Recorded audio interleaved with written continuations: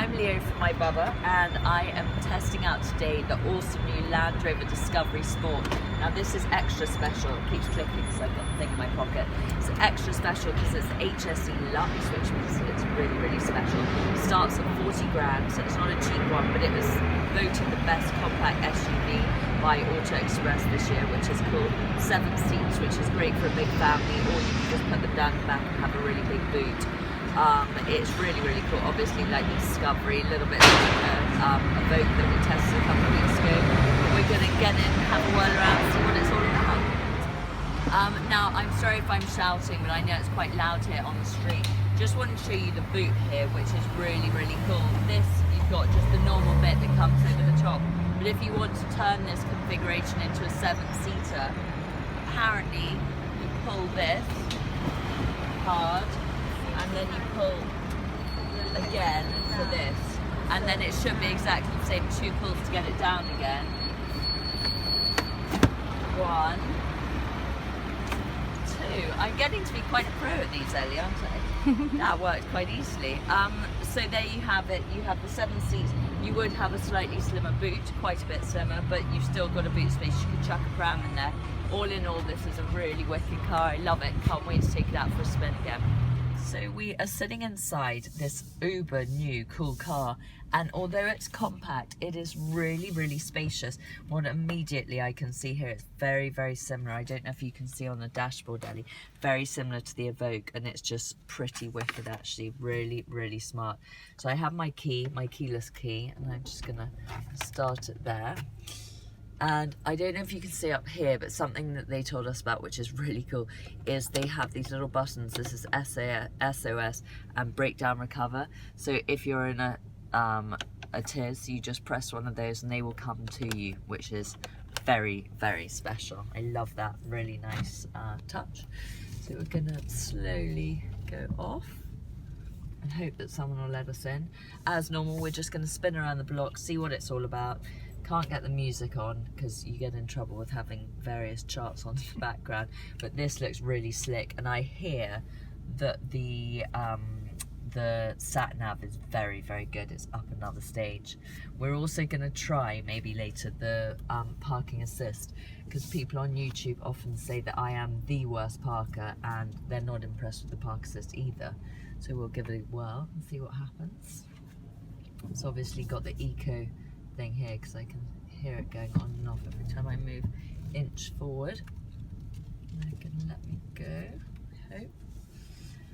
So really cool. What do you think of it, Ellie? It's pretty swish, isn't it? I was hoping we were going to get the orange one, but it's black outside. You're really upset, weren't you, that we didn't get that one? It looked good on paper. And the sun. Oh my god, I know. Huge. Do you think that that's what's making it feel less claustrophobic? I know it's you know, big, small of the compact SUVs, but this feels mammoth. Yeah. It's wow. almost like need a window soft washer. top. Yeah, it's very cool actually. I wonder if they really do that, cool. Probably. But this is really, really impressive. And they have all the information on the steering wheel, very much again like the Evoque. I think this whole setup is similar. It just looks really slick. Really, really nice. So what are the differences between the Discovery and the Evoque? Because it does look so similar, and also the price point on this, I suppose, is very, very similar. I just suppose it depends what sort of thing you're looking for. This one is just a miniature version of the big Discovery that we were in yesterday. Do you remember when we were testing out those new car seats? That was huge. That's really massive, and I think especially for London, very, very difficult for people who are wheeling around London. Very good for going up and down the countryside, or if you are off-road or in the country, very good. But apparently this is a mega car for off-road as well. Obviously 4-wheel drive. It's got all these different traction things, so that, you know, if you're in a desert, which I'm definitely not going to be in, they've got snow and different things like that, so that's pretty cool. Tell us about the pedestrian thing, because that guy just nearly activated that. Oh god, I don't want anyone activating. I'm going to drive more carefully. So they say that there is a pedestrian airbag in the bonnet, so if anyone walks out, I was going to say if any idiot, but obviously you can't really say that, if anyone walks out in front of you, it will activate the airbag. And also they've got a stop or a brake that if you're going under 30, which hopefully in London you would be going under 30, if someone walks out in front of you and you don't see them, it will come to a grinding halt, which would be great. That's nifty. Yeah, and looking at the biker over there as well, that so often happens. These bikers are just Here he whizzing comes. in and out. Let's hope he doesn't set off our airbags, Ellie. Might get in trouble with Rich. Exactly. Oh God, the alloys. Come on, mate. Oh my God. It's another white van driver. No. Oh no. Okay, let me just bring this in. And I wonder whether we can pause the video with this really interesting bit of my driving. The problem is we're being filmed, so